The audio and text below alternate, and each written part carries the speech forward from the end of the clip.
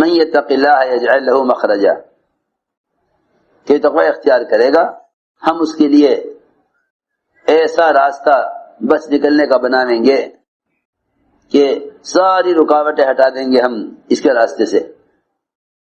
کہ ایک آدمی گناہ سے بچنا چاہتا ہے، ایشد گناہ سے بچنا چاہتا ہے، ہم متقی کے لیے ایسا راستے نکالیں گے کہ جہاں سے راستے کا نکلنا آدمی سوچ بھی نہیں سکتا، ہم ایسے راستے سے اس کو نکالیں گے.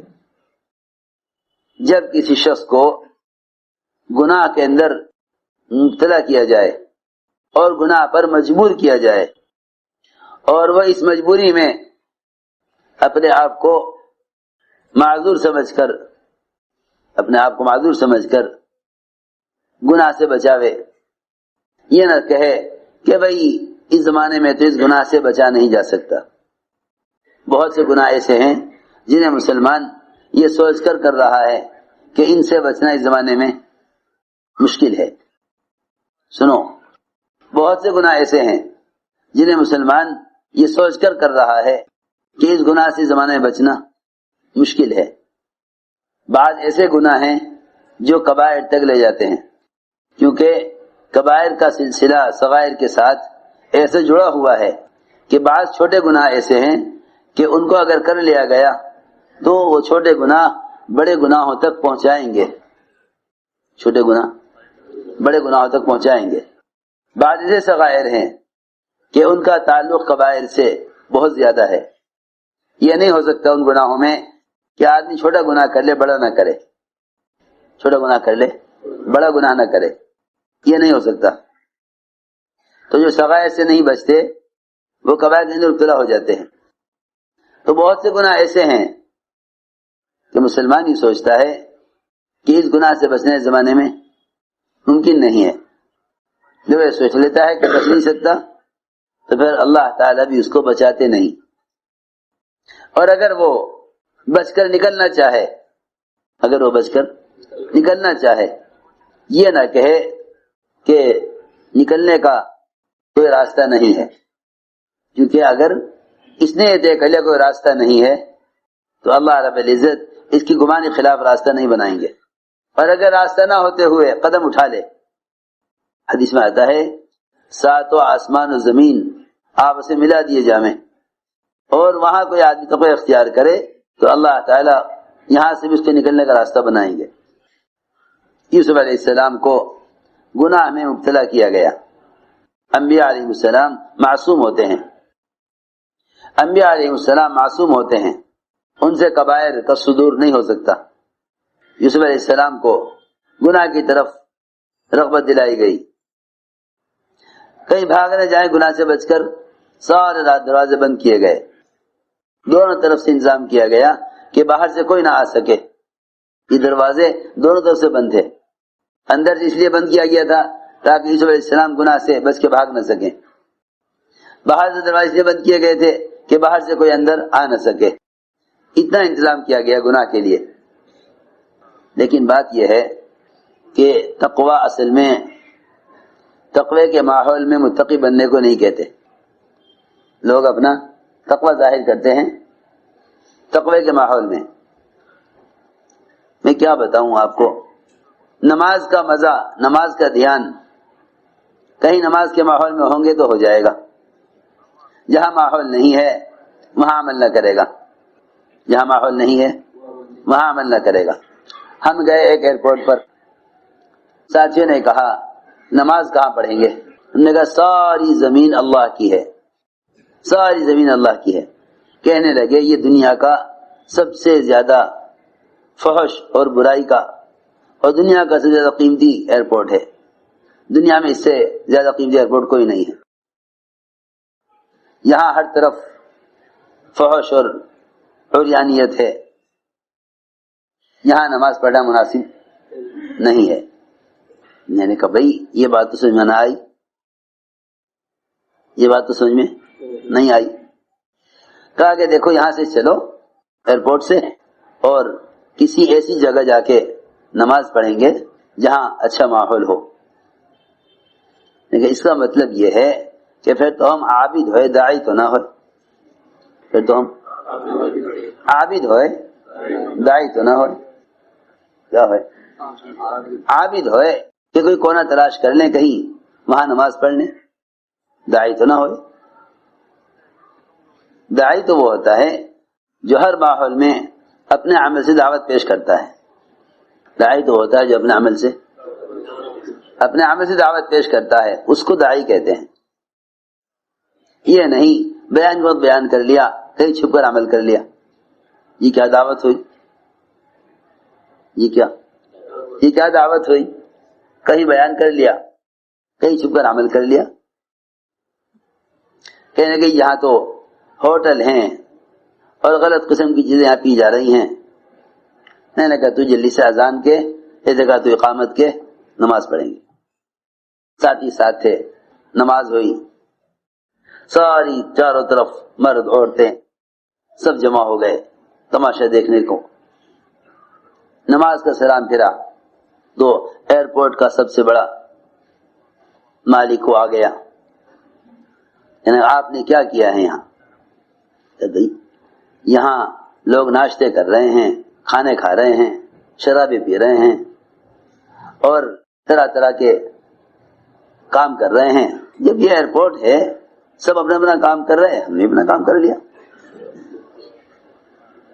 ہر ایک کی اپنی چاہت کی چیزیں یہاں ہیں. ہر ایک کی اپنی چاہت کی چیزیں یہاں ہیں. کہنے کہ یہ آپ کام کہیں اور کر لیتے. تو میں نے کہا یہ جیسے سب بیٹھے ہیں ان سب سے پوچھو کہ تم شراب کہیں اور پی لیتے، ناشتہ کہیں اور کر لیتے، یہاں کیوں کر رہے؟ ساتھی ہمارے کہنے لگے کہ یہاں نماز پڑھنے میں نماز کا دھیان نہیں رہا. ہم نے عرض کیا کہ تم اللہ کے دھیان سے انفراد نماز پڑھ لو، یہ اس سے امت اسلام کی طرف نہ آئے گی، بلکہ تم اجتماعی طور پر اجتماعی ماحول میں اپنے عمل دعوت پیش کرو، اس سے امت اسلام کی طرف آئے گی. کہنے لگے کہ اگر نماز کہیں اور پڑھ لیتے مسجد میں جا کر، بھئی ایئرپورٹ سے تو باہر نکل نہیں سکتے، مسجد یہاں کوئی ہے نہیں. یہ بات ہوتے ہوتے میں نے عرض کیا کہ دیکھو حضرت فرماتے تھے جہاں تم نماز پڑھو گے اللہ تعالی وہاں مسجد قائم کر دیں گے. اللہ وہاں مسجد قائم کر دیں گے. ہم اسے ایئرپورٹ سے گزر کر ایک ملک میں گئے، کینیڈا. 1 مہینے رہے.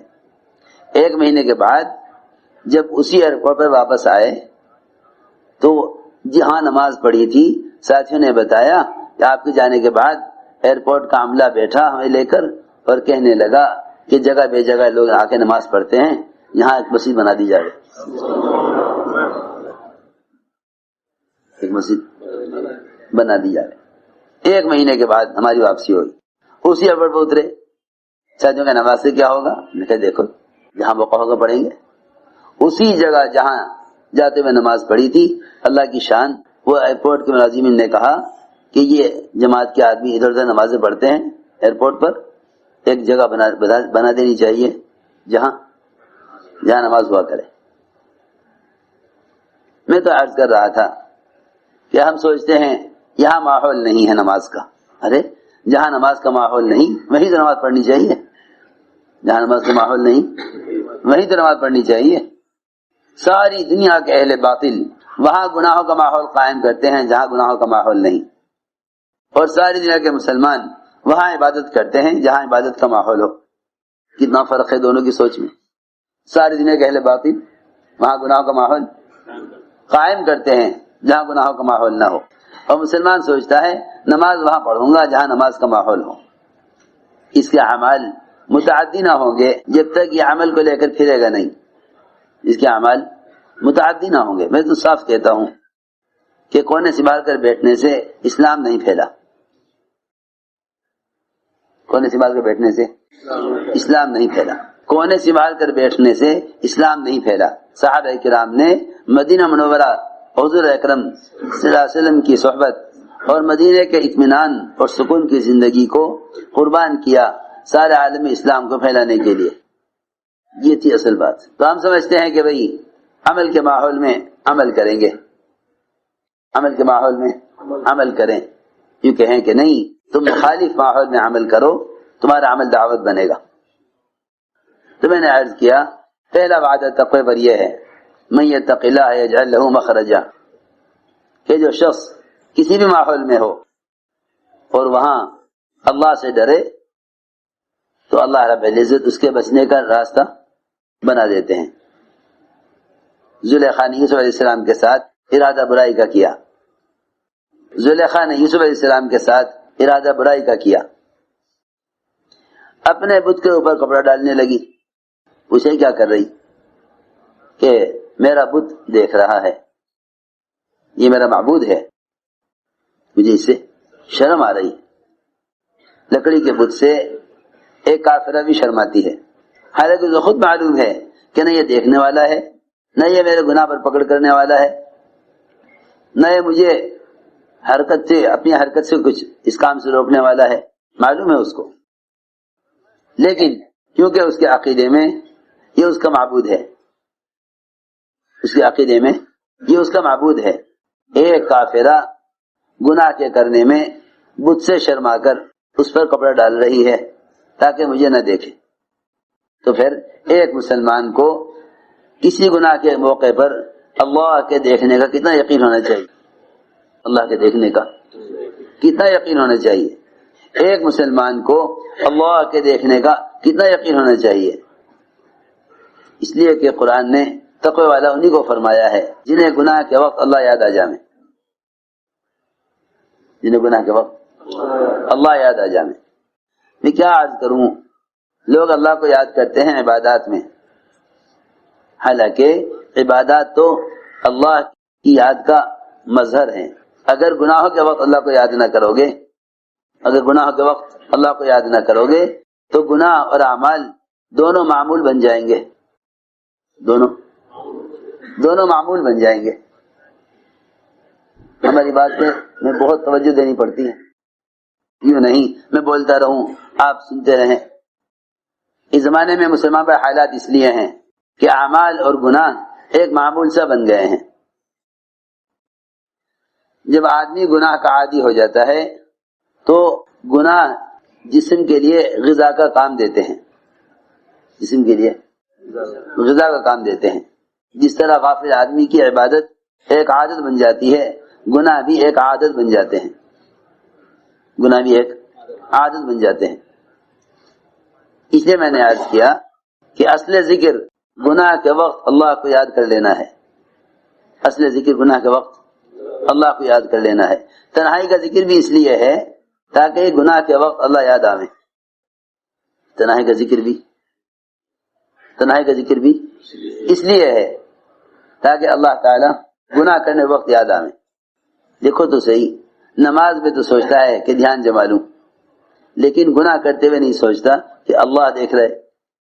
تو میں نے عرض کیا یوسف علیہ السلام کے لیے سارے دروازے بند کیے گئے. اگر نعوذ باللہ یہ سوچیں کہ بھئی بچنے کا تو کوئی راستہ ہے نہیں, بچنے کا تو کوئی راستہ ہے نہیں. اس زمانے مسلمان کا خیال یہ ہے کہ اتنا دین اختیار کرو جتنے دین کے اختیار کرنے میں حکومت کی طرف سے کوئی خطرہ نہ ہو. یہاں خطرہ اس بات کا ہے کہ جیل میں ڈال دیں گے اگر ہم نے سچ بولا. وہاں حالت یہ ہے کہ یوسف علیہ السلام پہلے ہی کہہ رہے کہ مجھے اللہ جیل زیادہ پسند ہے, اگر میں ان کی بات نہ مانوں اور یہ مجھے جیل میں ڈال دیں تو رب السجن احب الیہ, کہ مجھے جیل ان کے اس عمل سے زیادہ پسند ہے. اگر میں یہ سوچ کر ان کی بات مان لوں کہ مجھے جیل میں ڈال دیں گے تو پہلے ہی میں تیرے سے کہہ رہا کہ مجھے ان کے عمل سے, ان کے فعل سے, ان کے اس گناہ کے ارادے سے جیل زیادہ پسند ہے.